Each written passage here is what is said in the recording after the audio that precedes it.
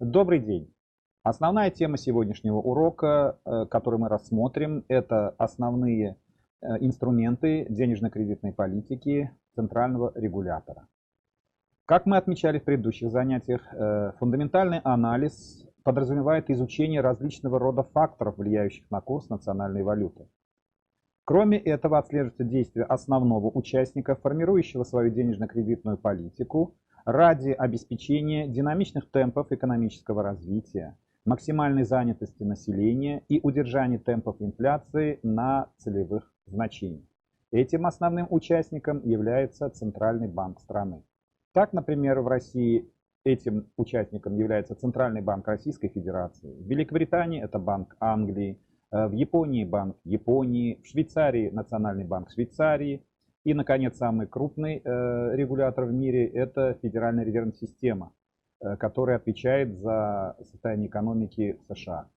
Теперь рассмотрим основные действия, которые предпринимает регулятор для поддержания нужных темпов развития национальной экономики. Во-первых, это регулирование официальных резервных требований. Кредитные возможности коммерческих банков зависят в значительной степени от величины резервов, которые они обязаны направлять на счета Центрального банка. Коммерческий банк может предоставлять кредиты только в том случае, если он обладает средствами сверх этих обязательных резервов. Соответственно, уменьшая или увеличивая требования по величине резервов, Центральный банк регулирует кредитную деятельность коммерческих банков, тем самым влияя на объем предложения денег. То есть Центральный банк таким образом может либо увеличивать денежное предложение на рынке, либо уменьшать. Вторым инструментом денежно-кредитной политики является операции на открытых рынках. Основным методом при применении этого инструмента является продажа и покупка государственных облигаций, которые совершает Центральный банк. С помощью покупок ценных бумаг на открытом рынке Центральный банк увеличивает объем ликвидных средств коммерческих банков, стимулируя кредитование. Соответственно, обратная ситуация, когда он продает ценные бумаги, он уменьшает объем ликвидности у коммерческих банков.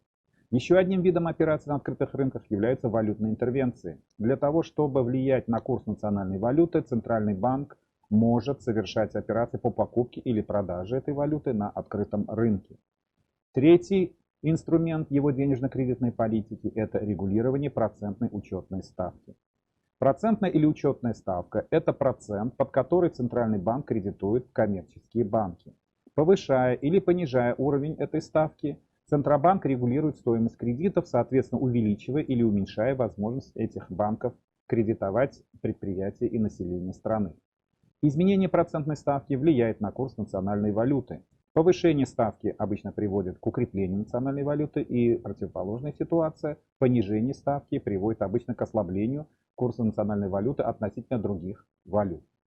Соответственно, центральный регулятор может проводить один из двух видов денежно-кредитной политики. Так называемая мягкая денежно-кредитная политика, она характеризуется постепенным снижением Центральным банком процентной ставки и удержанием ее на низком уровне необходимый отрезок времени для того, чтобы стимулировать развитие национальной экономики. Кроме этого, мягкая политика направлена на удешевление кредитов, борьбы с дефляционными процессами, разгон инфляции к целевым значениям и поддержание занятости населения на максимальном уровне. Жесткая кредитно-денежная политика подразумевает противоположную ситуацию, когда регулятор повышает ставку и проводит операции по продаже государственных ценных бумаг для уменьшения объема ликвидности на рынках. Повышение процентных ставок обычно приводит к росту курса национальной валюты. Так, в настоящее время мы можем отметить, что, например, Федеральная резервная система последние несколько лет придерживается жесткой кредитно-денежной политики, которая характеризуется повышением учетной ставки Федрезерва. В течение последних нескольких лет постепенно ставка доведена до отметки 2% годовых. В то же время мы наблюдаем, если говорить про российский Центробанк, что в течение последних пару лет наш Центральный банк постепенно снижал процентную ставку для стимулирования развития национальной экономики, но на данный момент темпы развития ВВП России находится на достаточно низком уровне, и поэтому наш Центробанк находится в такой достаточно непростой ситуации по поводу своей денежно-кредитной политики, продолжать снижение ставок или не продолжать, это как бы вопрос открытый.